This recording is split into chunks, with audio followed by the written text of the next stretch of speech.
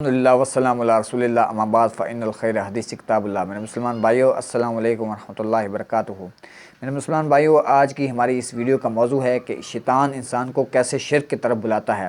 میرے بھائیو، اگر ہم پچھلی قوموں کے احوال پر نظر ڈالیں تو اللہ رب العزت نے قرآن حکیم میں پچھلی قوموں کے جو احوال بیان کیے ہیں ان کے مطابق شیطان انسانوں کو شرک کی طرف ان مقدس ہستیوں کے نام پر بلاتا تھا، جو مقدس ہستیاں اللہ رب العزت نے ان انسانوں کے درمیان میں مقرر فرمائیں۔ تو اللہ رب العزت نے ان مقرر ہستیوں کو، ان انبیاء کرام علیہم السلام کو کئی طرح کے معجزات دیے، مختلف طرح کے معجزات اور اختیارات دیے، لیکن ان کی ایک حد مقرر فرمائی ہے۔ اس حد سے زیادہ جب اللہ رب العزت نے ان کو اختیارات نہیں دیے تو شیطان نے ان انسانوں کو یہ بات کہہ کر ورغلایا کہ جب ان مقرب ہستیوں کو اللہ رب العزت نے اتنا مقرب بنایا ہے، اتنا مقام دیا ہے، اتنے اختیارات دیے ہیں، اتنے معجزات دیے ہیں، تو ان ہستیوں کو یہ معجزہ، یہ اختیار کیوں نہیں ہو سکتا؟ یہ ایک طرح کا اختیار جو اللہ رب العزت نے اپنی ذات کے ساتھ خاص کر رکھا ہے، اس اللہ رب العزت کی ذات کے علاوہ کسی کے لیے وہ اختیار نہیں ہوتا ہے، تو وہ اختیار وہ شیطان ان مقرب ہستیوں کے نام پر ان انسانوں کو یہ بات سمجھانے کی کوشش کرتا ہے کہ یہ اختیار کیوں نہیں ہو سکتا اس مقرب ہستی کو۔ تو یہی وہ طریقہ تھا، یہی وہ ہتھیار تھا جس ہتھیار کے ذریعے وہ شیطان ان انسانوں کو شرک کی طرف بلاتا تھا اور اس شرک میں مبتلا کر دیتا تھا ان کو۔ جیسا کہ قرآن حکیم میں ارشاد ہے کہ شیطان نے عیسائیوں کو حضرت عیسیٰ علیہ السلام کے نام پر شرک میں مبتلا کر دیا۔ جب حضرت عیسیٰ علیہ السلام کو عیسائیوں نے اللہ کا بیٹا کہا تو اللہ رب العزت نے سورۃ المائدہ میں ارشاد فرمایا ہے کہ بے شک وہ لوگ کافر ہیں جو یہ کہتے ہیں کہ عیسیٰ ابن مریم ہی خدا ہیں، یا وہ یہ کہتے ہیں کہ اللہ تین میں کا تیسرا ہے، تو وہ لوگ کافر ہیں۔ اور اللہ رب العزت نے ارشاد فرمایا ہے کہ عیسیٰ ہی تو نہیں ہے مگر ایک رسول ہی،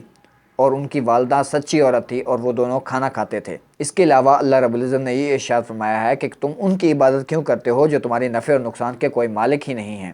تو اللہ رب العزت نے ان آیات مبارکہ میں یہ ارشاد فرمایا ہے کہ جو لوگ کھانا کھاتے ہیں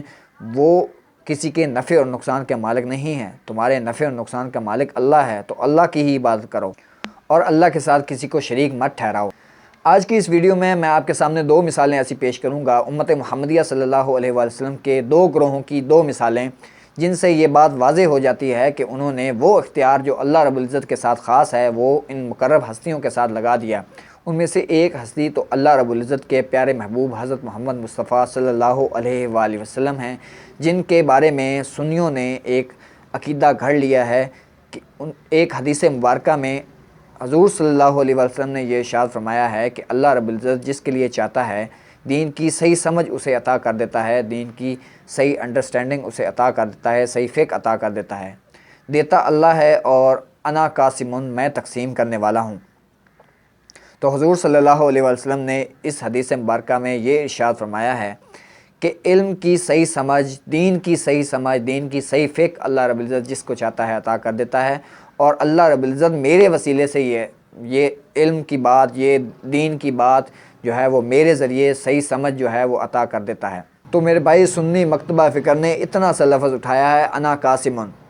اور ان کے بزرگوں نے حضور صلی اللہ علیہ وآلہ وسلم کے ساتھ وہ اختیار لگا دیا ہے جو اللہ رب العزت کے ساتھ خاص ہے، یعنی رزق دینے کا۔ اللہ رب العزت کے علاوہ کوئی رزق نہیں دیتا، یہ اختیار خاص اللہ تعالیٰ کے ساتھ ہے۔ شیطان نے کہا کہ اس سے ثابت ہو رہا ہے کہ حضور صلی اللہ علیہ وآلہ وسلم بانٹنے والے ہیں، تو چلو حضور صلی اللہ علیہ وسلم کے ساتھ یہ اختیار بھی لگا دو۔ اسی لیے محافل میں بڑے بڑے بینرز کے اوپر لگا ہوتا ہے کہ لنگر مصطفی عام ہے، اور بڑے بڑے علماء اور بڑے بڑے بزرگ یہ کہتے ہیں کہ حضور صلی اللہ علیہ وسلم کے دیے ہوئے ٹکڑوں پر ہی ہم پل رہے ہیں، حضور صلی اللہ علیہ وسلم ہمیں رزق تقسیم کر رہے ہیں۔ اسی طرح کی دوسری مثال شیعوں میں پائی جاتی ہے، جو کہ مولا علی علیہ السلام کے بارے میں غلو کا درجہ رکھتے ہیں اور مولا علی علیہ السلام کے بارے میں رب کا لفظ استعمال کرتے ہیں۔ وہ کہتے ہیں مولا علی علیہ السلام کو رب کہا جا سکتا ہے، معاذ اللہ،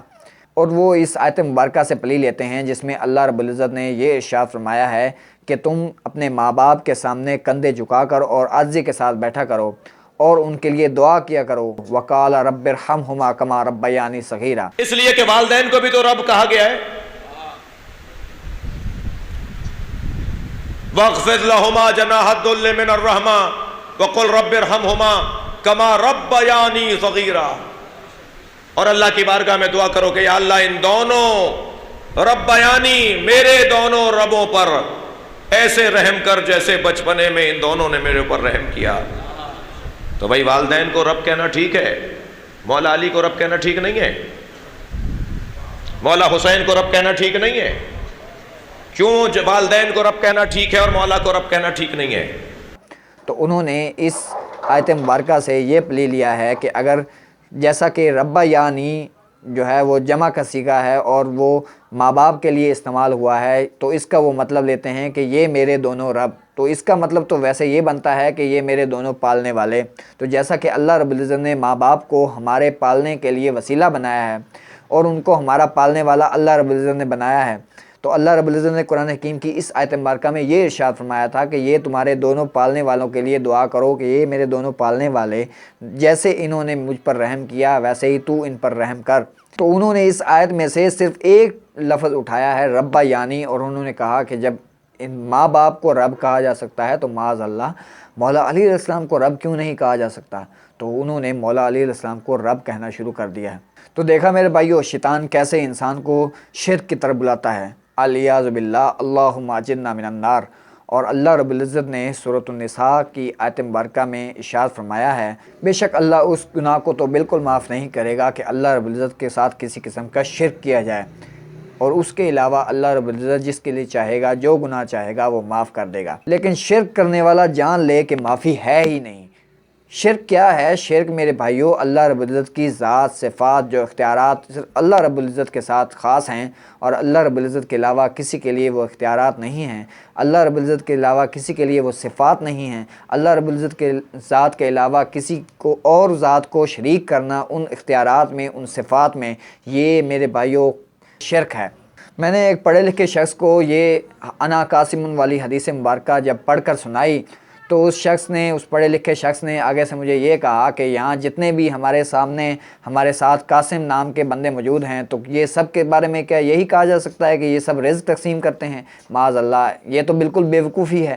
کہ صرف قاسم لفظ کا آ جانا کا مطلب یہ ہے کہ حضور صلی اللہ علیہ وسلم رزق تقسیم کرتے ہیں۔ معاذ اللہ، جب حضور صلی اللہ علیہ وسلم نے وہاں علم کی بات کا ذکر کیا ہے،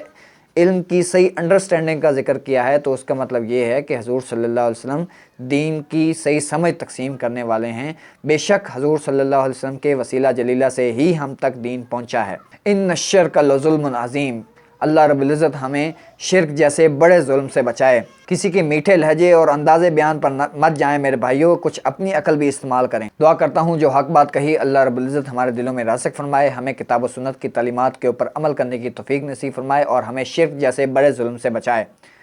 اللہم اجرنا من النار،